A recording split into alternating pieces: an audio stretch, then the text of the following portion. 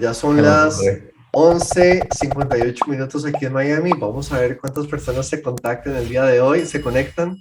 Esperemos empezar el webinar a tiempo y poder compartir esta información tan valiosa que yo sé que a muchísimas personas les va a interesar.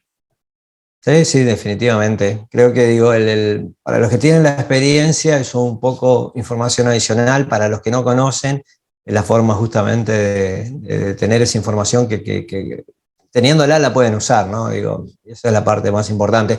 Y sobre todo, como decía anterior, la parte de ser súper accesibles a la hora de tener los préstamos un poco en Estados Unidos facilita muchísimo la gestión de compra que ellos quieren hacer de cualquier lugar del mundo. Claro, claro. Así que será cuestión de esperar simplemente ojo, la información por ahí, digo, es un poco general, la que vamos en este caso, a tratar de mencionar, pero después en el uno a uno, cualquier información adicional que se requiera o de entrar en detalles, es lo que creo que va a ser la diferencia. Yo sé que esto va a ser un maratón prácticamente donde tenemos un tiempo muy limitado. De antemano, quiero empezar agradeciéndote por haberte conectado, por sacar de tu tiempo para responder muchas preguntas que muchísimas personas pueden llegar a tener en el momento que quieran invertir o comprar una propiedad aquí. Entonces, Carlos, muchísimas gracias por toda tu ayuda. Yo sé que tu conocimiento es muy valioso y por eso te doy las gracias por compartirlo con todos nosotros.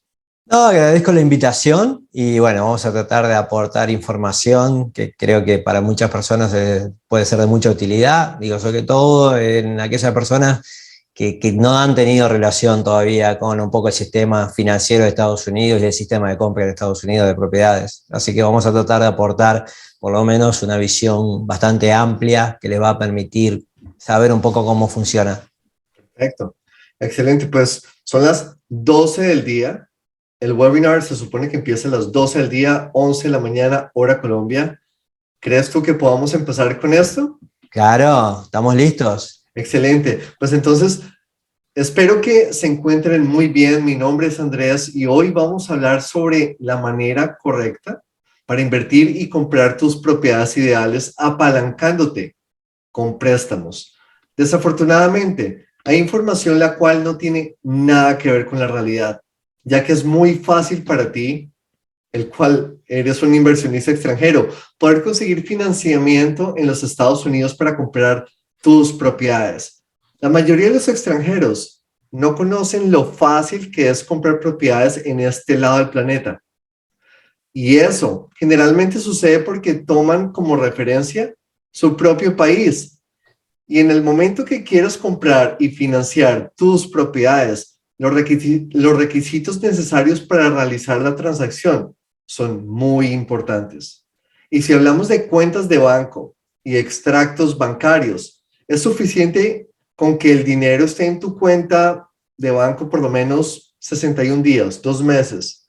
Y hoy tenemos un invitado muy especial, el cual tiene una experiencia increíble y constantemente tenemos una comunicación bastante generosa, por decirlo de esa manera. Hablamos todo el tiempo y es el brand manager de PRMG, los cuales están en 49 estados y prácticamente dominan este país. Y me siento muy afortunado de tenerlo aquí con nosotros. Carlos Calabuy, muchísimas gracias por tu tiempo y por compartir tu conocimiento con nosotros. Carlos, por favor, explícanos cuál es la manera correcta para financiar una o varias propiedades en este país. Antes que nada, muchas gracias por la invitación, muchas gracias a todos los que participan también del webinar o que eventualmente quizás lo reciban después. La parte clave que hay que entender es que es relativamente muy simple tener un préstamo en Estados Unidos. Eso creo que es la parte donde en cierta medida va a ser un poco la diferencia, que mucha gente por ahí cree que es más complejo, que requiere mucha documentación, y en realidad son 5 o 6 requisitos, de los cuales generalmente 3 son de documentos y 3 por ahí se vuelven un poquito más importantes, pero es bastante receptivo Estados Unidos para los inversionistas de tanto dentro de Estados Unidos y fuera de Estados Unidos, pero fuera de Estados Unidos hasta más simple se hace, porque los documentos son más simples, la revisión es más simple. O sea que digo, eso facilita mucho el trámite. Claro. Y cuéntanos, Carlos, ¿cuál es el porcentaje del valor de una propiedad que ustedes pueden financiar? Claro, todo depende del tipo de propiedad, ya sea condominio, casa, single family home, townhouse, villa o condo hotel. Para todo lo que no sea condo hotel se llega hasta el 80% de financiamiento, o sea que hay que dar un 20% inicial. En el caso del condotel se llega hasta el 70%, o sea que en general habría que dar un 30%. Si quisiera dar alguna recomendación a los clientes, quizás, más allá de que las casas y los townhouses y los condominios permitan financiar hasta el 80%, manejarse dentro del rango del 70% generalmente da más opciones de programas y le deja mejores alternativas también.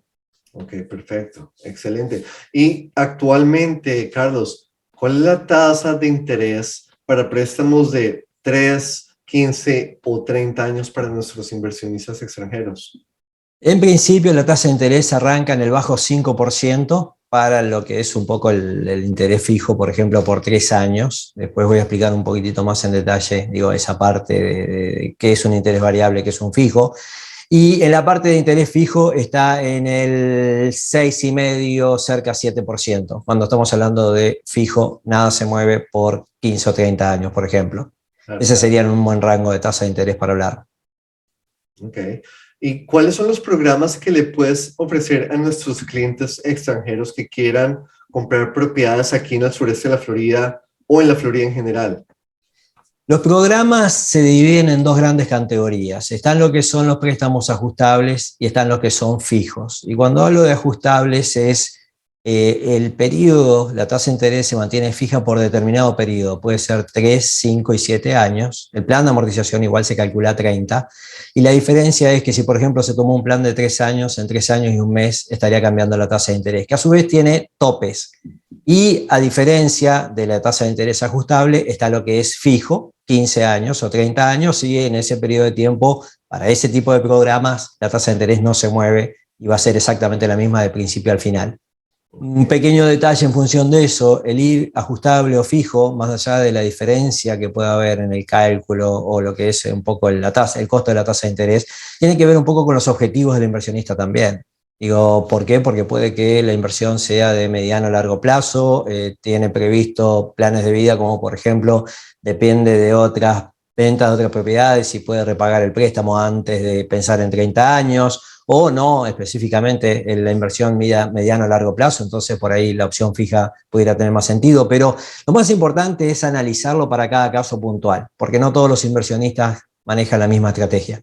Ok, perfecto. ¿Y cuáles son los documentos necesarios para poder solicitar un préstamo y comprar propiedades en Miami o en la Florida? Los requisitos básicos son 6, digo, y 3 son prácticamente documentos y los otros 3, 4 de documentos diría yo, y los otros 2 tienen un poco más de incidencia. Lo que tiene que ver con de documentos estamos hablando de visa, pasaporte, una carta de referencia financiera que puede ser de crédito o de cuenta de banco que tenga 2 años de antigüedad mínimo. Y después lo que tenga que ver con si se va a comprar a nombre de una compañía, los documentos propios de la compañía. En cuanto a lo que tiene que ver con quizás, digo, la parte un poquito donde tiene más incidencia o más importancia, los requisitos son los siguientes dos. Una carta de ingreso, por ejemplo, certificando los ingresos, carta del contador, donde van a mostrar la carta de los ingresos del 2020, 2021 y 2022. Y después los dos últimos estados de cuenta de banco, que ahí tiene incidencia importante porque es el dinero que se va a utilizar para el inicial, para el gasto de cierre y la reserva cuando el programa lo requiere. Entonces, el revisar un poco esos 6 requisitos, digo, y específicamente las condiciones del cliente es lo que nos va a permitir saber cuál es la mejor opción para él. Ok, perfecto. Otra pregunta, Carlos. ¿Cuánto tiempo tiene que estar el dinero de nuestros clientes en sus cuentas de banco? En general, digo, pudiéramos hablar de más de 60 días como los escenarios generales, pero excepciones aplican. ¿Por qué? Vamos a suponer que dependí de una venta de una propiedad recientemente, documento la venta, documento el depósito correspondiente a esa venta de propiedad y el dinero vale con un día simplemente en la cuenta. Claro, por ser un trámite, digo, de compra de comprador extranjero, generalmente igual, digo, el dinero tiene que estar por lo menos generalmente 7 a 10 a 15 días antes en la cuenta de banco en Estados Unidos. Pero, digo, en lo particular va a depender un poco de la situación propia del caso, porque puede ser que con 15 días se termine de resolver. O, en general, digo, cuando ya no estamos hablando de este caso específico, 60 días es el mínimo necesario donde el dinero conviene que esté en la cuenta. Y si hay depósitos después, dentro de esos 60 días, lo que hay que tener en cuenta es si se pueden explicar o no y si se van a poder considerar en la transacción o no, y quizás algún plazo de espera pueda ser necesario. Pero volvemos a lo mismo, eso siempre se analiza un poco en el caso por caso, digo, para ver si hay algo general que pueda aplicar o directamente algo específico. Ok, perfecto. Muchísimas gracias por compartir toda esa información. Hay una pregunta que es muy específica y muchísimas personas no tienen la menor idea de qué se trata. Es terminología prácticamente que se usa en la industria, pero cuando nuestros clientes están en el proceso de comprar una propiedad, ese tipo de pregunta sale a relucir y es, ¿qué es un full doc? Hablé de los tipos de préstamos entre que se divide ajustable y fijo. Digo, ahora voy a hablar un poco de lo que tiene que ver con documentación. Digo, lo que se considera full doc dentro de los programas es cuando se origina esa carta de ingreso por el contador. Pero existe otra opción de programa que no requiere ni la carta del contador y es simplemente el ingreso de la renta de la propiedad que se está queriendo comprar. Y con ese ingreso de la renta simplemente va a ser el elemento necesario para responder, digo, que va a ser aprobado, que el cliente es elegible y que la transacción y el ingreso de la renta es suficiente para cubrir los gastos. En muchos casos, a veces cuando inclusive no es suficiente en el 100%, igualmente existen opciones de programas. O sea que, resumiendo un poco, la conclusión es, existen dos tipos de programa, uno que se considera full doc y va asociado a la carta de ingreso del contador, otro que va a depender pura y exclusivamente del ingreso de la renta. Ok, perfecto, excelente. Muchísimas gracias por aclarar eso, porque yo sé que es una de las preguntas más frecuentes que tenemos, porque muchísimas personas no están al tanto de cómo puede funcionar el financiamiento de una propiedad. Y otra de las preguntas que recibimos constantemente es si nuestro cliente, digamos, es empleado, ¿necesitan una carta de referencia del banco donde nuestros clientes tienen su dinero? En general, y voy a hablar primero de la parte de ingresos, digo, relacionados a si soy empleado o trabajo por mi cuenta. Cuando hablamos de la carta del contador, en realidad hace referencia a cuando trabajo por la cuenta, que soy self-employed, digo, como se conoce en Estados Unidos, o específicamente si soy empleado, es una carta del empleador en realidad, digo, que va a dejar saber ingresos del 2020, 2021 en lo que va del 2022, y los dos últimos meses de los talones de cobro, de los recibos de sueldo. Digo, eso sería un poco los requisitos, la diferencia entre ser empleado o trabajar por la cuenta, quién firma la carta en algún sentido.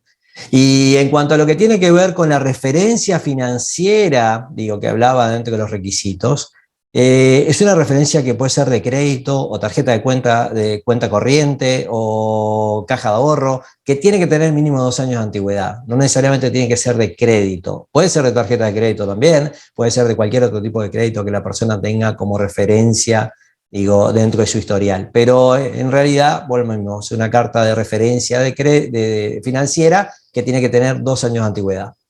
Ok, ok, perfecto. Y otra cosa, ¿qué tanto influye en la transacción cuando nuestro cliente abre un LLC por sí solo o con un contador o con un abogado? ¿Cuál es la diferencia y tú qué recomiendas?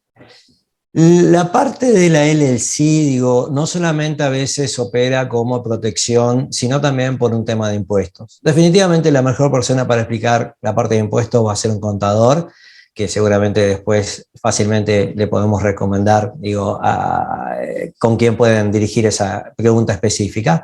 Y después, en la parte legal, más que nada de protección y quizás documentos, el abogado también puede aportar muchísimo. El abogado muchas veces lo que a la hora de constituir la LLC, la ventaja que tiene en algún sentido es que en cuanto a documentación generalmente es más completo. Cuando lo hace el contador, digo, no es el especialista en impuestos, pero no necesariamente de la parte legal, quizás el experto. Aunque definitivamente muchos contadores lo hacen muy bien y de forma completa también. Perfecto. Y si a lo mejor ya respondiste esta pregunta, pero como volviendo un poco atrás y como para aclarar cualquier inquietud que nuestros clientes puedan tener, si nuestro cliente es un empleado, ¿necesitan carta del empleador para solicitar un préstamo?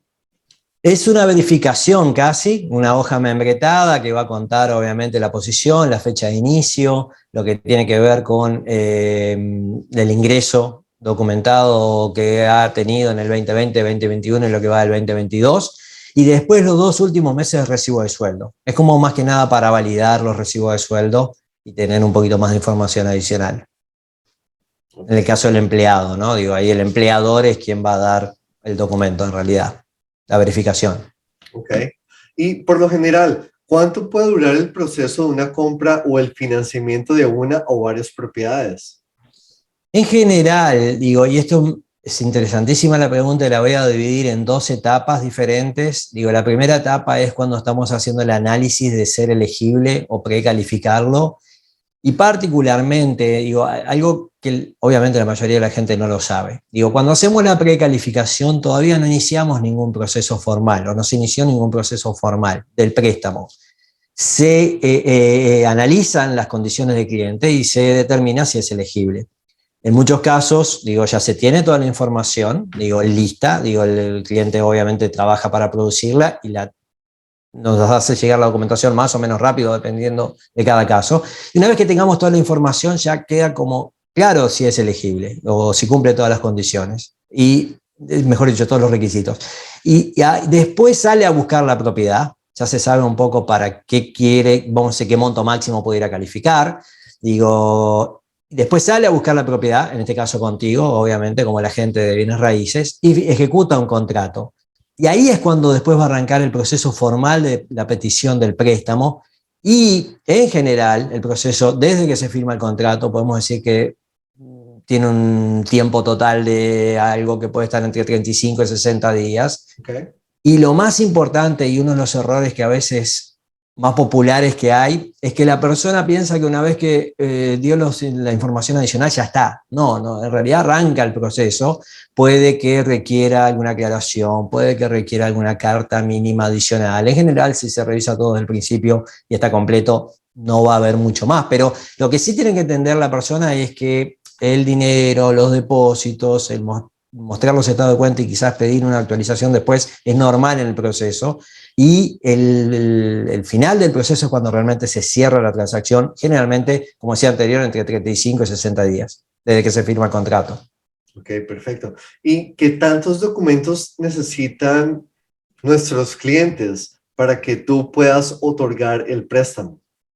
En general, bueno, lo mismo, es simple, digo, son 4 de información y 2 de lo que tiene que ver con la parte de un poquito más importante, diría yo, quizás en la parte de determinar si es elegible o no, que tiene que ver con la parte quizás del ingreso y con la carta de los estados de cuenta, los extractos bancarios. Aunque, bueno, lo mismo, la parte de la certificación de ingreso, recordemos que hay un programa que ni la va a pedir. Y en general, digo, la forma más dinámica es tratar desde el principio, producir, lograr tener esos documentos al cliente, nosotros revisarlos y dejarlo listo para cuando obviamente sale a buscar la propiedad y después hay que iniciar el trámite formal de la petición del préstamo, en todo caso actualizar las fechas. Okay, nada más. Perfecto. Perfecto. Actualmente estamos viendo un cambio en el mercado que es bastante drástico y el cual está frenando a muchísimas personas en invertir en inmuebles, bienes raíces o en real estate, lo cual es bastante triste porque todos sabemos que históricamente real estate o inmuebles o bienes raíces es la mejor inversión que cualquier persona puede hacer. Y una de las preguntas que yo creo que todos nosotros recibimos constantemente es, ¿cuáles son las tasas de interés actuales y dónde crees tú que puedan llegar esas tasas de interés? La tasa de interés arranca en el 5%, es desde el 5%. Y aclarando un poco lo que comentabas anterior, en realidad, yo creo que hay unos aspectos claves que hay que considerar. y tiene que ver con bienes raíces en Estados Unidos, quizás específicamente. Digo, hay que entender que bienes raíces, lo que maneja bienes raíces es censo, es población.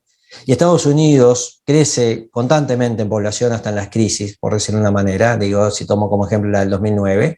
Y además de eso, digo, la parte de población, digo, que es permanente y no permanente, porque estamos hablando de muchísima gente de vacaciones también, por supuesto. Históricamente los precios en Estados Unidos siempre subieron, digo, y hay gráficos que lo muestran, la historia lo documenta, o sea que puedo casi que en algún sentido funciona como el certificado de garantía si queremos verlo de una manera.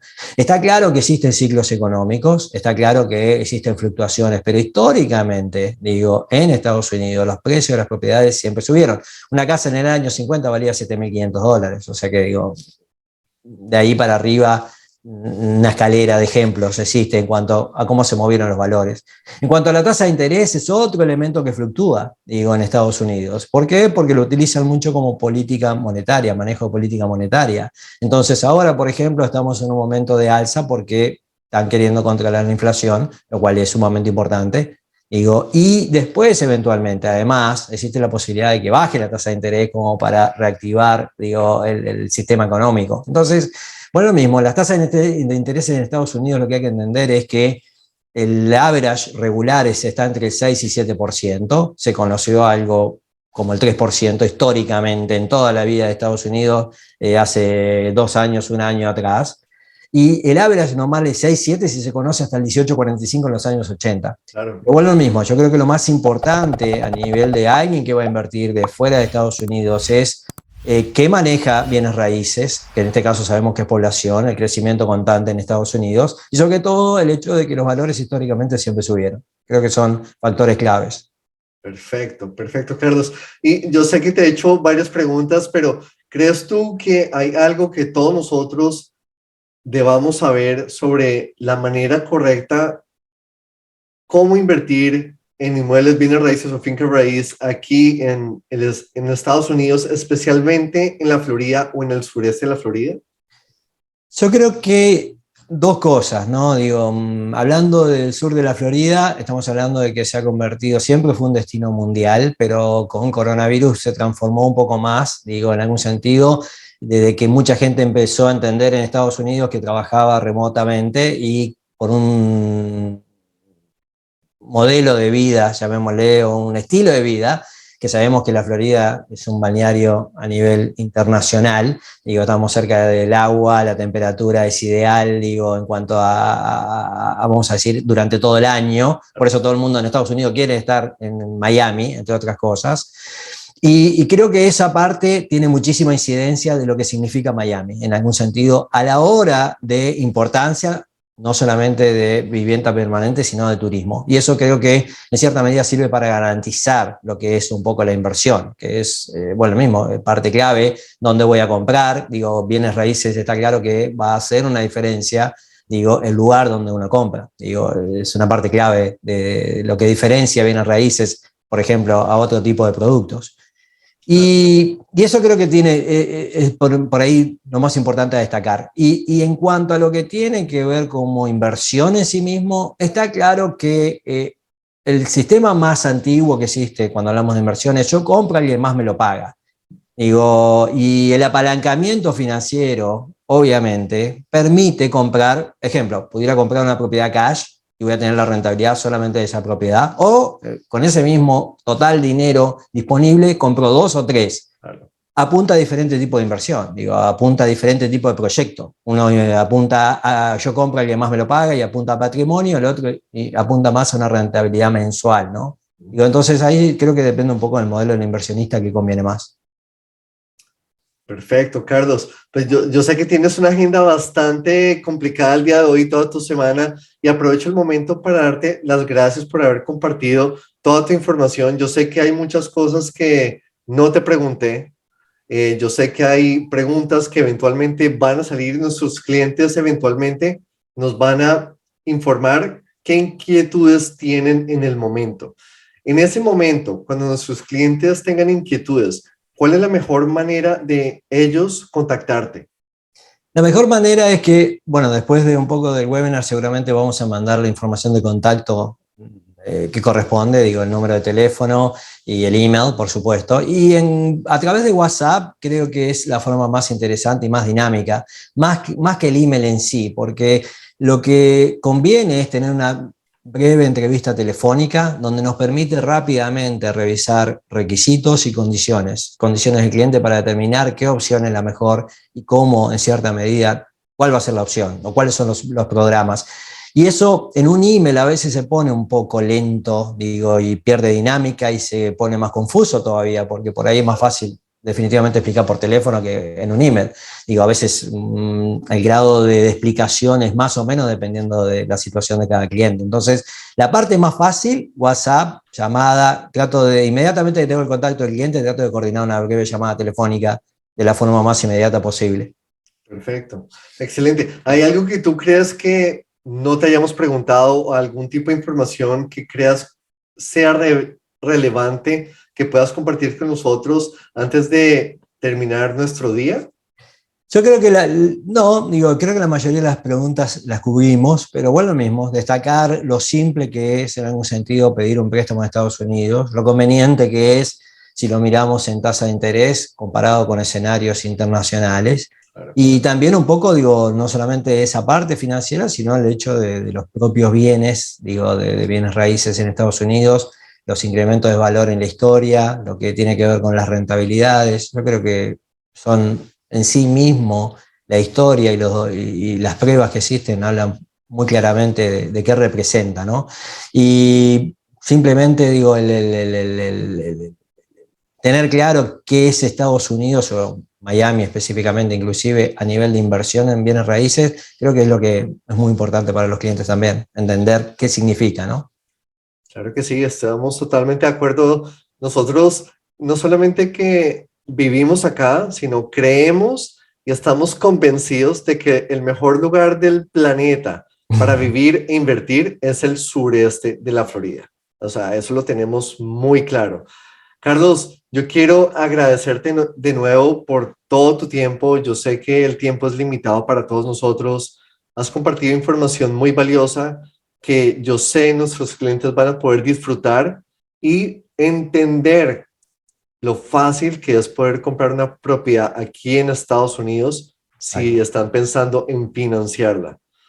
Si tienes alguna pregunta, Carlos, por favor, contáctanos. Igualmente vamos a seguir tratando de responder las inquietudes de todos nuestros clientes. En algún momento, yo sé que te vamos a estar contactando muy frecuentemente para responder las preguntas de nuestros clientes. Carlos, muchísimas gracias por toda tu ayuda.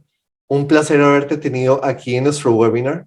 ¿Hay algo más que quieras decir antes de terminar? No, agradecerte por la invitación, agradecer a todos los que participan y por supuesto que da las órdenes para contactarnos y poder seguir, digo, clarificando dudas y preguntas que generalmente la gente tiene y por supuesto ayudarlos a crecer financieramente porque definitivamente, digo, comprar propiedades, digo, es una de las formas casi que a nivel mundial, digo, más usadas para crecer financieramente. O sea que digo, creo que en este caso tu tarea y mi tarea, digo, no solamente digo, resuelve a la persona que quiere vivir, a la persona que quiere comprar vacaciones y a los inversionistas, digo, pero aportándole crecimiento financiero que creo que es fundamental. Excelente, Carlos, pues de nuevo te repito, muchas gracias por tu ayuda. Es un placer haberte tenido aquí con nosotros. Hoy es jueves, junio 30. Mañana empieza un mes nuevo. Dentro de poco estaremos en el 2023 y esperemos que el nuevo año traiga cosas maravillosas para todos nosotros. Carlos, muchas gracias por tu tiempo. Seguimos en contacto. Muchas gracias a ustedes y estoy a las órdenes para lo que necesiten, ¿ok? Eres muy amable. Feliz día. Gracias.